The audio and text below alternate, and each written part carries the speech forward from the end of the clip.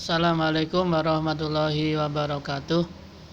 Bismillahirrahmanirrahim. Anak-anak, pada hari ini kita lanjutkan pembahasan kita tentang soal post-test yang kemarin, tentang post-test, yaitu tentang AKM literasi membaca infografik. Di post-test yang kemarin, hari ini kita akan bahas 5 soal dari post-test yang kemarin. Oke. Tentang di sini di soal yang pertama itu adalah tentang infografik yang berkaitan dengan judul masa depan anak Indonesia ya. Sebelum membahas tentang soal-soal yang ada, terlebih dahulu memang dalam mengerjakan infografik kita perlu memahami tentang grafik itu sendiri sebelum ke soalnya. Tetapi untuk mempermudah dan mempercepat dalam memahami dan mengerjakan soal yang berkaitan dengan infografik, cukup kita baca judul-judulnya saja seperti yang saya jelaskan kemarin. Nah, di sini itu ada beberapa judul yang perlu kita baca. Misalnya yang pertama adalah tentang tentang anak Indonesia yang masih vulnerable. Kemudian ada biaya kesehatan, kemudian ada perencanaan finansial. Judul-judul yang seperti ini yang perlu kita baca dulu sebelum membahas tentang soal. Setelah kita membaca itu baru kita ke soal. Kita ke soal. Coba kita ke soal yang pertama. Apa yang dapat disimpulkan dari pertanyaan pentingnya merencanakan finansial untuk anak? Nah, di soal yang pertama ini adalah pentingnya merencanakan finansial. Berarti kita kembali ke grafik yang perencanaan finansial. Nah, perencanaan finansial ada di sini. Nah, perencanaan finansial dari tahun 2015, kemudian 2016 dan 2017. Apa pentingnya merencanakan finansial? Nah, simpulannya apa? Nah, jawabannya adalah yang C. Biaya pendidikan dari awal sekolah sudah tinggi, terutama pada tingkat perguruan tinggi. Itu jawabannya. Kita mengacu pada sini. Biaya pendidikan mulai dari tingkat playgroup ada sudah 2,4 juta itu ya, dari tahun 2015 sampai di tahun 2017 juga sudah 2,7. Berarti meningkat. Bahkan sampai di perguruan tinggi fantastis. Jumlahnya besar ya, 8,8 juta di tahun 2015, kemudian 9,2 juta di tahun 2016 dan 9,5 juta di tahun 2017. Itu biaya pendidikan. Itu. Jadi biaya dari awal sekolah dari playgroup itu sudah menyentuh angka 2 jutaan, berarti sudah mahal ya. Kalau yang A, kalau kita lihat jawaban yang A kurang tepat itu di mananya? Biaya pendidikan meningkat tajam meski memasuki tahapan sekolah menengah pertama. Ini dimulai dari tahap menengah pertama, padahal di pre-groupnya tadi sudah 2, berapa juta itu ya. Maka kurang tepat. Yang B, penyebab anak putus sekolah adalah semakin tingginya tingkat anak Indonesia yang mengalami gizi buruk. Ini tidak ada kaitannya dengan pentingnya merencanakan finansial. Kemudian yang D, angka putus sekolah tinggi di SMK karena rata-rata pendapatan yang berada di bawah rata-rata. Ini juga berkaitan dengan pendapatan orang tua. Maka ini juga kurang tepat. Maka yang paling tepat adalah biaya pendidikan dari awal sekolah itu memang sudah tinggi sesuai dengan ini ya. Sudah tinggi. Kemudian soal yang nomor 2. 1 dari 3 balita mengalami stunting berdasarkan rata-rata biaya pengobatan. Nah, biaya pengobatan berarti berkaitan nanti dengan biaya kesehatan ya. Biaya pengobatan, jelaskan kaitan dengan fakta peningkatan anak yang mengalami stunting jika anak tersebut adalah anak seorang pekerja dengan pendapatan rendah. Ingat, pahami soalnya. Ya. Hubungan stunting dengan biaya seorang yang memiliki pendapatan yang rendah, jelas ada kaitannya sangat erat gitu ya.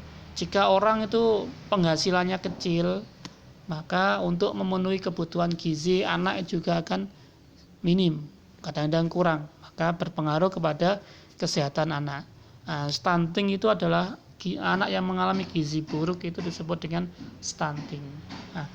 Berkaitan dengan ini, dengan biaya ini semakin tinggi, kadang-kadang orang tua juga akan mengalami kesulitan mengobatkan anak, berobat, bahkan untuk mencukupi kebutuhan gizi pun juga akan kurang. Maka jawabannya nomor 2 adalah yang D. Jika seorang pekerja berpendapatan rendah sedangkan biaya pengobatannya meningkat, biaya pengobatannya tinggi, pendapatannya rendah, maka kecenderungan anak mengalami stunting akan semakin besar. Itu jawabannya ya. Kalau yang A, kebalikannya juga tambah salah.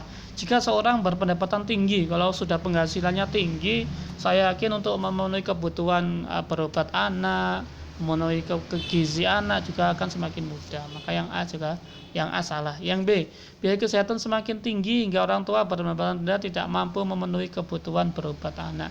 Ini yang stunting berkaitan dengan gizi ya, maka itu kurang tepat.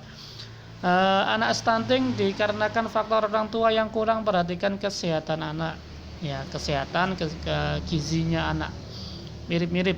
Maka ya yang lebih rasional, yang lebih masuk akal adalah jika berpendapatan rendah maka berpotensi peningkatan kecenderungan anak yang mengalami stunting itu semakin meningkat, gitu ya. Oke. Nomor 3, tujuan penulisan menyajikan data tersebut untuk apa? Data itu, tujuan penulis menyajikan data tentang grafik itu untuk apa sih? Kalau kita lihat di situ adalah untuk menyadarkan pembaca akan pentingnya merencanakan masa depan anak.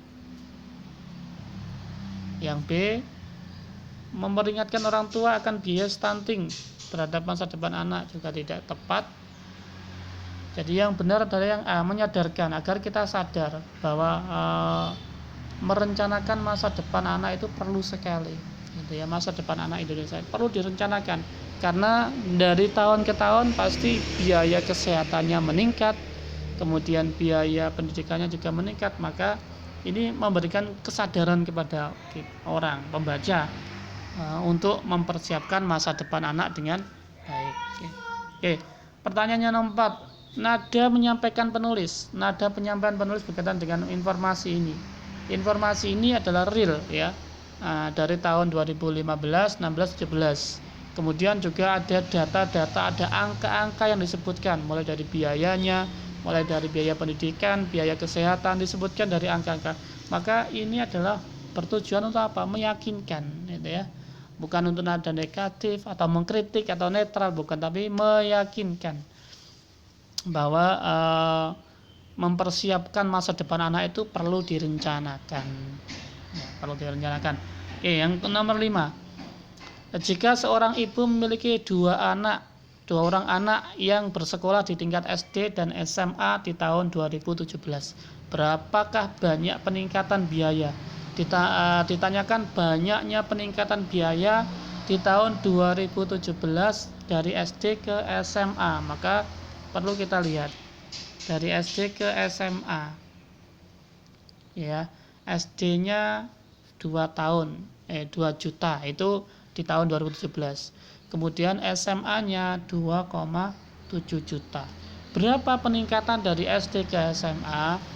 Karena ditanyakan peningkatan, maka tinggal kita tambah ya, 2 juta ditambah 2,7 juta. Maka hasilnya adalah 4,7 juta. Hasilnya coba kita lihat. 4,7 juta per tahunnya. Itu cara kita mengerjakan soal-soal yang berkaitan dengan infografik. Saran saya untuk mengerjakan soal-soal berkaitan dengan infografik ini adalah yang pertama, memang kita harus paham terhadap isi grafik yang disajikan. Kembali lagi, jadi dibaca dulu aja judulnya, poin-poin besarnya, ada informasi apa di situ, baca sekilas, kemudian kita ke soal. Kalau ke soal, kembali lagi kita cari jawabannya di grafik tersebut, karena soal yang berkaitan dengan grafik itu jawabannya mengacu pada grafik tersebut, tidak akan keluar dari informasi yang ada di dalam grafik. Maka kompetensi membaca grafik perlu dilatih, perlu latihan, sering-sering membaca grafik. Semakin sering kita membaca grafik, maka semakin cepat kita menemukan informasi dan semakin mudah kita menemukan informasi yang ada di dalam grafik tersebut. Ya, mungkin itu sekilas penjelasan saya soal post test yang kemarin nomor 1 sampai 5. Mungkin pertemuan berikutnya akan kita lanjutkan lagi membahas soal berikutnya. Demikian, kurang lebihnya mohon maaf. Kita akhiri. Ihdinas siratal mustaqim. Wassalamualaikum warahmatullahi wabarakatuh.